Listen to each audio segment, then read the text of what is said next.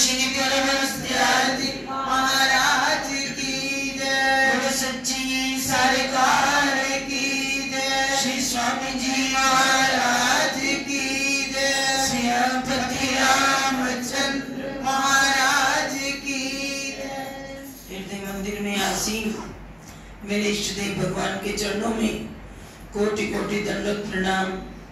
साक्षात मिशन का अर्चनीय वंदनीय संत समाज के चरणों में भी कोटि कोटि नमन। श्री गुरुदेव भगवान की परम प्यारी संगत, आज जो दादा गुरुदेव श्री परमहंस दयाल जी के अवतरण दिवस के उपलक्ष्य में ये प्रभात फेरियां और रात्रि सत्संगों का आयोजन किया जा रहा है, चल रहा है, तो प्रभात फेरी आज की ये अंतिम और रात्रि को आखिरी सत्संग। ये पता ही नहीं चला कि 7 दिन कैसे बीत गए, कैसे गुरु महाराज जी ने वो रहमतें लुटाई। आनंद अभी 3 दिन और बरसेगा, कल से वो आनंद का रूप कुछ और होगा, लेकिन जो ये आनंद आप सबने अनुभव किया, वो जिसने अनुभव जिसने स्वाद चखा उसी को उसकी मिठास का पता लगा होगा। तो हमारे गुरुदेव भगवान और दादा गुरुदेव श्री परमहंस दयाल जी, उनके जो वचन हैं वो हमारे हृदय के सभी संशयों का निवारण कर देते हैं। जितने भी संशय हमारे हृदय में पैदा होते हैं, कहते हैं कई बार हजूर गुरुदेव, क्योंकि जब दादा गुरुदेव भगवान आए हम किसी न किसी रूप में तो होंगे, लेकिन इस रूप में नहीं थे। उस वक्त थे तो साथ ही, क्योंकि कहते ना जन्म जन्म का साथ है हमारा तुम्हारा जी, हमारा तुम्हारा। ये एक जन्म का साथ गुरु के साथ नहीं, कई जन्मों का ये रिश्ता चला आ रहा है। तो गुरुदेव भगवान ने तब जो उपदेश दिए, लेकिन हम भजन कल बच्चों ने बोला, ना राम देखे हमने, ना श्याम देखे हमने, सतगुरु के रूप में ही भगवान देखे हमने। तो हमारे भगवान, इन्हीं को हमने देखा, इन्हीं में ही सबको देखा, इनको देखा, इनमें ही सबको देखा, हमें सब रूप उनके दिखाई दिए। तो जो उन्होंने उपदेश दिए, असली काम तो वो है उन उपदेशों पर चलना। तो दादा गुरुदेव भगवान जी ने उनका एक छोटा सा इरशाद, उन्होंने हमें क्या समझाया कि एक व्यक्ति था, उसने अपने घर में बिल्कुल सामने जहां वो बैठते थे, उनका रोज का नियम था, तो उन्होंने सामने अपने एक घड़ी लगा रखी थी। उन्होंने एक घड़ी लगा रखी थी, और आप देखते हो पहले जितनी घड़ियां आती थी ना, अब भी हैं, लेकिन उन घड़ियों में से आवाज आती रहती थी, टिक टिक टिक टिक, ये आवाज चलती थी। तो घड़ी की आवाज आती थी ना, तो वो बड़े ध्यान से सुनते थे कि टिक टिक की आवाज आ रही है। एक दिन क्या हुआ, गली के अंदर ढोल नगाड़े बैंड बाजे बजते हुए कोई बारात निकल रही थी। अब जब बारात निकल रही थी तो उन्हें वो घड़ी की टिक टिक की आवाज सुनाई नहीं दी, तो झट से नौकर को बुलाते हैं, कहते भैया इधर आओ, इधर आओ, घड़ी खराब हो गई, टिक टिक की आवाज नहीं आ रही। तो नौकर ने जाकर बड़े ध्यान से घड़ी के पास गया और कान लगाकर सुना, घड़ी की आवाज तो आ रही थी। अब उन्होंने कहा नहीं साहब जी, घड़ी खराब नहीं हुई, घड़ी की आवाज आ रही है, लेकिन जो बाहर गली में शोर हो रहा है उसके कारण, जो बैंड बाजे बज रहे हैं ना, उसके कारण ये आवाज आनी बंद हो गई। तो दादा गुरुदेव भगवान जी ने बताए क्या समझाया कि ये जो कमरा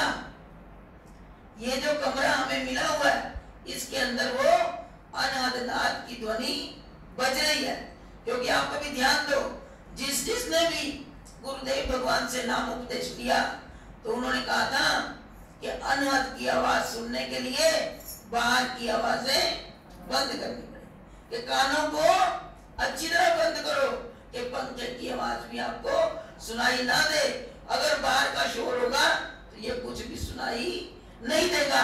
तो दादा गुरुदेव भगवान जी ने कहा कि इस शरीर के अंदर वो टिक टिक वो धड़कन तो हो रही है, अनहद नाद बिना बजाए बज रहे हैं, लेकिन सुनने के लिए जो हमारे अंदर क्या होता है, इंद्रियों का शोर, वासनाओं का शोर, काम क्रोध लोभ मोह अहंकार जितनी इच्छाएं उनका शोर जब जोर मारता है तो वो अनहद सुनाई नहीं देता। उसको सुनने के लिए हमें बाहर के दरवाजे बंद करने पड़ेंगे। क्यों महाराज जी ने कहा, आंख कान मुख ढांप के नाम निरंजन ले, अंदर के पट तब खुले बाहर के पट दे। बाहर के दरवाजे तो बंद करने पड़ेंगे, लेकिन हमारी स्थिति क्या है, हम जो है बाहर के शोर को ज्यादा पसंद करते हैं। एकांत में बैठना बड़ा मुश्किल लगता है, अकेले बैठना बड़ा मुश्किल लगता है, लेकिन गुरुदेव भगवान कहते हैं अपने आप को अकेले को भी मत समझना, मैं हमेशा तुम्हारे साथ हूँ। कभी भी देखो कहीं जाओ, अगर घर से निकलोगे ये कह के निकलोगे गुरुदेव, क्योंकि महाराज जी ने यही सिखाया था, घर से कभी बाहर जाओ तो गुरुदेव आपने साथ चलना। और आप अगर बाजार में जाओगे, कहीं भी जाओगे, दाएं बाएं आपको लगेगा कोई साया मेरे साथ। और अगर आप ये महसूस नहीं करोगे तो समझो कि आप अकेले ही हो, कोई आपके साथ नहीं। अब बच्चे जब विदेशों में भी जाते हैं तो उन्हें भी यही समझाया जाता है कि घर से निकलो तो ये सोच के निकलो कि गुरुदेव आपकी रहमत सदा मेरे साथ रहे। वो बच्चे भी बाहर सफल रहते हैं, और जो अपनी मस्ती में रहते हैं उनको फिर वही मस्ती मिलती है। जिन्होंने नाम की मस्ती लेनी है तो उन्हें बाहर की मस्तियों को छोड़ना पड़ेगा, क्योंकि गुरुदेव भगवान हमेशा कहते थे हम जो नशे करते हैं वो हमें हमारे मार्ग से भटका देते हैं। इसलिए तो रात को आपको यही उदाहरण दादा गुरुदेव जी का दिया था कि हम जो है अपनी आयु को यूं ही व्यर्थ गवा रहे, हम अपने समय को व्यर्थ गवा रहे हैं बाहर की बातों में। अपने संग को हमेशा देखो, हमें संग अच्छा मिले, अगर हमें थोड़ा सा भी बुरा संग मिल गया तो हमारे जीवन की कमाई को वो समाप्त कर देगा। तो इसलिए हमने अपनी कमाई को खराब नहीं करना, ये जीवन फिर बार बार नहीं मिलने वाला। ये मानुष तन जैसा महापुरुषों ने लिखा है कि 84 लाख योनियां भुगतने के बाद ये मानव तन मिलता है, तो इसलिए इस मानव तन की सार्थकता हमने करनी है, ये बारंबार नहीं मिलेगा। हमने अपने हृदय की आवाज को सुनते हुए सद्गुरु के चरणों में अपने ध्यान को लगाना है, अपनी वृत्ति को लगाना है। और जो हमें सद्गुरुदेव भगवान जी ने हमारे इस गुरु दरबार के जो सही उद्देश्य बताए हैं कि हमने अपना वक्त सेवा, सत्संग, सिमरन, स्वाध्याय, इन 4 चीजों के अंदर बिताना है। अगर इन सीढ़ियों को हम पार करते हुए जीवन को बिताएंगे तो हमारा जीवन बड़ा आनंदमय होगा, बड़ा सुखमय होगा, और सद्गुरु की कृपा उस पर बरसती रहेगी।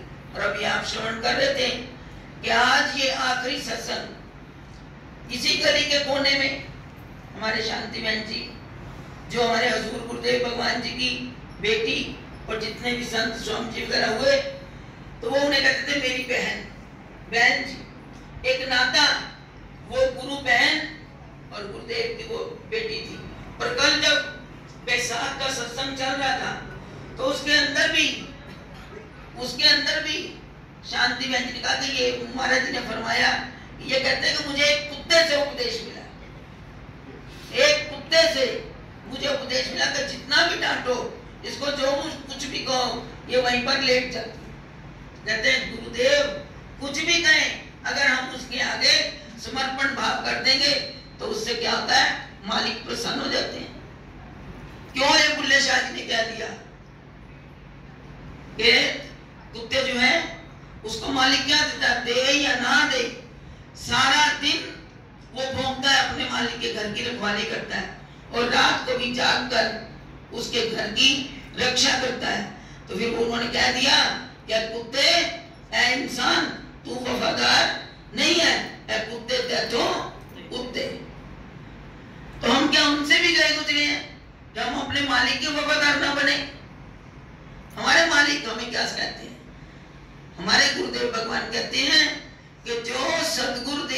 भगवान के चरणों में आ गया, उसको तो मैं संभाल लूंगा, लेकिन जो आपका कर्तव्य है, जो मैंने कहा वो तुम मानो। तुम एक अर्ज करते हो, आप देखते हो भगवान कृष्ण के स्वरूप, वो नंगे पांव जहां खड़े कहते, जब भक्त की पुकार आती है नंगे पांव वो दौड़ कर चले जाते हैं। वो तो झट आते हैं, लेकिन हम अपने कर्म से चूक जाते हैं। जो हमें वो कहते हैं केवल इतना कहा है कि तुम मेरे हो जाओ और कुछ मत करो, मेरे हो जाओ, लेकिन वो तब भी नहीं होते। तब भी हमारे मन की वृत्तियां अपने परिवार की ओर दौड़ती हैं, घर संसार की ओर दौड़ती हैं। लेकिन श्री गुरु महाराज जी ने तो आसान रास्ता कर दिया कि घर के सभी काम धंधे करते हुए गुरुदेव भगवान के नाम का सिमरन करो। सिमरन करने से ही बेड़ा पार होगा। तो हमारे गुरुदेव भगवान ने ये सिमरन के बड़े सुंदर दिन हमें दिए। घर घर सुबह की प्रभात फेरियां चलती रही, अमृत वेला में भजन कीर्तन करते हुए। आज की जो मैं बात कर रही थी, हमारे गुरुदेव भगवान की अनन्य सेविका बहन शांति कपूर जी और साथ ही कपूर साहब जी का भी ध्यान कि उन्होंने इस आश्रम को बनाने में भी बहुत सेवा की, बहुत योगदान दिया। आज उन्हीं का ही स्वरूप, इन बच्चियों का नाम लिया जा रहा है। रवि जी बता रहे थे, बहन बबली जी, सुनीला जी, बोलू जी, पिंकी जी, सीमा जी, सोनिया जी। कहते ना दादा गुरुदेव जी का फरमान है कि पिता पर भूत पर घोड़ा, बहुत नहीं तो थोड़ा थोड़ा। उन्हीं में उनका अंश, उन्हीं का ही रूप है। आज ये बच्चे उन्हीं की चलाई, जो माता पिता ने किया, ये बच्चे भी वही कर रहे हैं कि उनका नाम सदा रोशन याद किया जाता रहे कि उन्होंने वो सेवाएं की। आज बच्चे भी बढ़कर उनके नक्शे कदमों पर चलते हुए उसी सेवा कार्य को, संगत की सेवा, गुरु की संगत की सेवा करना, ये बड़े ही धनभाग होते हैं। भाग्यशाली जीवों को ये सेवा प्राप्त होती है। तो हमारे गुरु महाराज जी ने हम पर बड़ा उपकार किया, ये सेवा के दिन दिए। ये सभी बच्चे बधाई के पात्र हैं। तो गुरु महाराज जी के चरणों में हमारी यही अरदास है, इनकी भक्ति पहले ही बहुत है, लेकिन उसमें और चार चांद लगे। गुरु महाराज जी ने सदा अपनी भक्ति सेवा से भरपूर पद करे और उनकी कृपा सदा इन पर बरसती रहे। और आज के इस सत्संग की, आज की इस प्रभात फेरी की आप सब प्रेमियों को लाख लाख बधाई, मुबारकबाद। इन्हीं शब्दों के साथ मैं अपनी वाणी को विराम देती हूँ। तो सब संगत से भाई ये 3-4 दिन रह तो करें। आप ये मत सोचना कि अभी जाए, चाहे आप घर जाओ या ना जाओ, यही रहो आश्रम में। अभी रामायण का पाठ भी होगा, आरती भी होगी गुरु महाराज जी की, पाठ भी चलता रहेगा, जो नवापरायण रखा हुआ है वो भी होगा, वो भी सुनो, आरती में शामिल हो। उसके बाद 11 से 12 सदगुरु दर्शन, जो सहर्ष मिशन की गतिविधियों पर हजूर महाराज जी के, जिसमें दर्शन है, स्वामी जी के दर्शन है, स्वामी धर्मानंद जी के दर्शन है, वो वीडियो के द्वारा आप सभी दर्शन करें, अपने हृदय को आनंदित करें और अपने इष्ट गुरुओं की उस आवाज को, मधुर वाणी को कानों में श्रवण करके हृदय में वो आनंद प्राप्त करें। और उसके बाद रात्रि का भी सत्संग, दोपहर का सत्संग होगा, उसके बाद रात्रि का सत्संग। और जो सेवाएं आपकी जिम्मे लगी हुई हैं इस सम्मेलन के निमित्त, वो आपको सुनाई जाएंगी। उन सेवाओं में आपने 3 दिन कमर कस के अपनी सेवा करनी है। जितने महापुरुष आएंगे उनकी सेवा करनी है और सम्मेलन की शोभा को बढ़ाना है। तो आप सबने चाहे 4 दिन घर ना जाओ, गुरु घर में ही पड़े रहो, ये मौका जीवन में बार बार नहीं मिलता है। तो इसलिए बड़े प्यार के साथ सेवा करनी है और आनंद को जीवन में अनुभव करना है। इन्हीं शब्दों के साथ मैं फिर आप सबको दादा गुरुदेव भगवान जी के पावन अवतरण की लाख लाख बधाई देती हूँ। अब पंक्तिबद्ध होकर प्रसाद लेकर